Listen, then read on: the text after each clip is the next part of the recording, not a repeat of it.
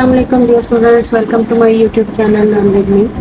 पिछली वीडियो में हमने बायोलॉजी की डेफिनेशन और बायोलॉजी की डिवीज़न और डिफरेंट ब्रांचेस के बारे में पढ़ा था। आज की वीडियो में हम इसकी बाकी ब्रांचेस के बारे में पढ़ेंगे। तो इसमें सबसे पहले आ जाती है पेलियोंटोलॉजी। पेलियोंटोलॉजी स्टडी ऑफ फॉसिल्स को कहते हैं, स्टडी ऑफ फॉसिल्स। अब फॉसिल्स क्या होते हैं? हमारी ज़मीन पर लाखों साल पहले, करोड़ों साल पहले जो जानदार मौजूद थे वो अब नहीं हैं। उन जानदारों के जो रिमेनिंग पार्ट्स हैं वो हमें पत्थरों के ऊपर एक्सटिंक्ट जो हो चुके हैं, जो अब मादूम हो चुके हैं जानदार, उनके हमें प्रिंट्स मिलते हैं, यानी उनकी बाकियात हमें मिलती हैं पत्थरों के ऊपर या समंदरों के नीचे, पानी के नीचे। तो वो उनकी हम जब स्टडी करते हैं तो उसको हम, उस ब्रांच ऑफ साइंस को हम कहते हैं कि ये पेलियोंटोलॉजी है। उसके बाद आ जाती है एनवायरमेंटल बायोलॉजी। एनवायरमेंटल बायोलॉजी जो है ये deals with the study of interaction between study of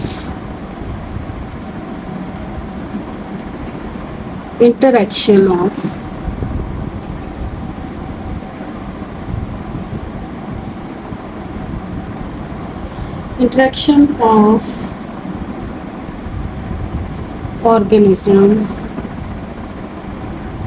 with the environment, यानी जिस माहौल में वो जानदार रह रहा है उसका उस माहौल के साथ क्या इंटरेक्शन है, यानी उसके ऊपर कौन से अवामिल जो हैं वो असरअंदाज होते हैं, उसको हम कहते हैं एनवायरमेंटल बायोलॉजी।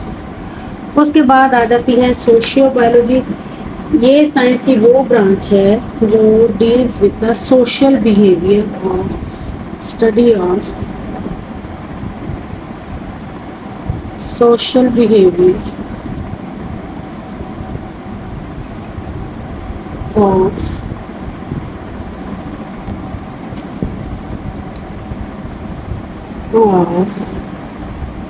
एनिमल्स, जो कि सोसाइटी बनाती हैं, दैट मेक्स सोसाइटी के, यानी कि ये जानदार आपस में एक ही स्पीशी के जो जानदार हैं वो कैसे रहते हैं, उन जानदारों का दूसरे ग्रुप के, दूसरे स्पीशी के जानदारों के साथ कैसा बिहेवियर है और उनका आपस में जो इंटरेक्शन है उसका एनवायरनमेंट पे क्या असर पड़ता है, इसको हम कहते हैं socio biology.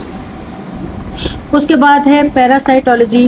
Parasitology study of parasites को कहते हैं, स्टडी ऑफ पैरासाइट्स। ये पैरासाइट्स क्या होते हैं? पैरासाइट्स वो जानदार होते हैं जो अपनी खुराक खुद नहीं बना सकते, बल्कि अपनी खुराक के लिए वो दूसरों पर डिपेंडेंट होते हैं, यानी वो खुद नहीं तैयार कर सकते। जैसे हमें पता है कि ग्रीन प्लांट्स हैं, उनके अंदर क्लोरोफिल होता है, वो सूरज की रोशनी की मौजूदगी में अपनी खुराक खुद बना लेते हैं। लेकिन ये जो पैरासाइट्स होते हैं ये दूसरे की बनी हुई खुराक के ऊपर गुजारा करते हैं, यानी दूसरों के ऊपर डिपेंडेंट होता है अपनी खुराक के लिए। कुछ जो पैरासाइट्स होते हैं ये एक्टोपैरासाइट्स होते हैं और कुछ एंडोपैरासाइट्स होते हैं।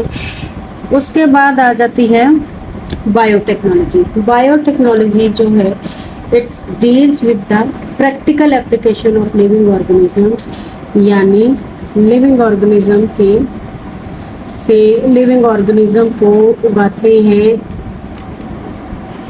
उनकी अफजाइश करते हैं लिविंग ऑर्गेनिज्म की, जैसे कुछ बेनिफिशियल बैक्टीरिया है उसको to make substances for the welfare of, to make substances for the welfare of mankind, यानी अद्वियात में इस्तेमाल होती हैं कुछ, तो उनको फिर लेबॉर्ट्री में अंडर कंट्रोल्ड कंडीशंस में उनकी अफजाइश करवा के फिर उनको अद्वियात में जो है वो अद्वियात उनसे बनाई जाती हैं। उसके बाद आ जाता है जी इम्यूनोलॉजी। इम्यून सिस्टम की जो स्टडी है, study of immune system, immune system is called immunology.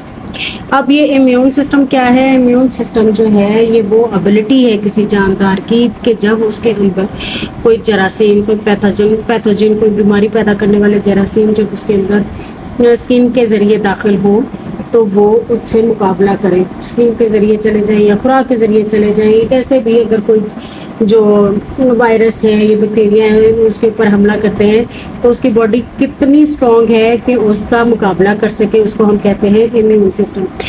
Immune system میں فرسٹ لائن آف ڈیفینس ہم اپنی اسکن کو کہتے ہیں۔ اسکن جو ہے یہ گارڈ کرتی ہے لیونگ آرگنیزمس کو، کہ وہ ان کو روکتی ہے کہ وہ اس آرگنیزم کے اندر وہ جو جراثیم ہیں یا وہ جو وائرس ہیں یا جو بیکٹیریا ہیں وہ نہ داخل ہو۔ اس کے بعد یہ سسٹم جتنا زیادہ اسٹرانگ ہوگا اس کی جاندار کی ہیلتھ جو ہے وہ اتنی ہی اچھی ہوگی۔ اس کے بعد آ جاتا ہے اینٹومولوجی۔ اینٹومولوجی جو ہے وہ اسٹڈی آف انسیکٹس ہوتی ہے، اسٹڈی آف انسیکٹس۔ اس میں ہم چھوٹے بڑے جو کیڑے مکوڑے حشرات ہیں ان کو جو ہے وہ اسٹڈی کرتے ہیں اور اس پوری برانچ کو ہم کہتے ہیں اینٹومولوجی۔ اس کے بعد آ جاتا ہے pharmacology. Pharmacology is the study of drugs ہیں،